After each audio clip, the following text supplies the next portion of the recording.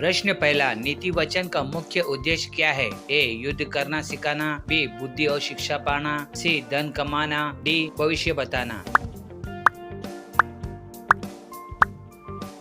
इस प्रश्न का सही उत्तर है बी. बुद्धि और शिक्षा पाना। प्रश्न दूसरा, नीति वचन के अनुसार वचन का अध्ययन करने वाला क्या प्राप्त करता है? ए. बुद्धि और शिक्षा, बी. कीर्ति और यश, सी. बल और सामर्थ्य, डी. भोजन और वस्त्र।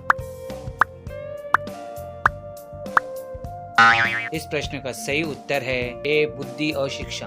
प्रश्न तीसरा, ज्ञान का मूल क्या है? ए. प्रेम, बी. नम्रता, सी. यहोवा का भय, डी. आज्ञाकारिता।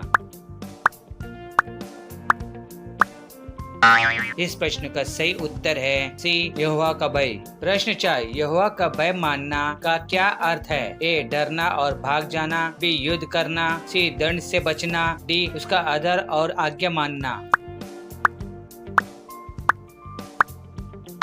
इस प्रश्न का सही उत्तर है डी. उसका आदर और आज्ञा मानना। प्रश्न 5, बाइबल के अनुसार माता पिता की शिक्षा का पालन करने का परिणाम क्या होता है? ए. अभिशाप, बी. आशीष और लंबी आयु, सी. दंड, डी. गरीबी। इस प्रश्न का सही उत्तर है बी. आशीष और लंबी आयु। प्रश्न 6, फुसलाने का क्या अर्थ है? ए. समझाना और भलाई सिखाना, बी. धोखे से आकर्षित करना, सी. प्रेम करना, डी. शिक्षा देना। इस प्रश्न का सही उत्तर है बी. धोखे से आकर्षित करना। प्रश्न 7, नीति वचन अध्याय 1 वचन 22 में किस प्रकार के लोग बुद्धि का तिरस्कार करते हैं? ए. धर्मी, बी. राजा, सी. टट्टा करने वाले और मूर्ख, डी. याजक। इस प्रश्न का सही उत्तर है सी. टट्टा करने वाले और मूर्ख। प्रश्न 8, नीति वचन अध्याय 1 वचन 3 में बुद्धि क्या वादा करती है? ए. तुम्हें संपत्ति दूंगी, बी. तुम्हें दीर्घायु दूंगी, सी. तुम्हें राज्य दूंगी, डी. अपना आत्मा उंडेलूंगी। इस प्रश्न का सही उत्तर है डी. अपना आत्मा उंडेलूंगी।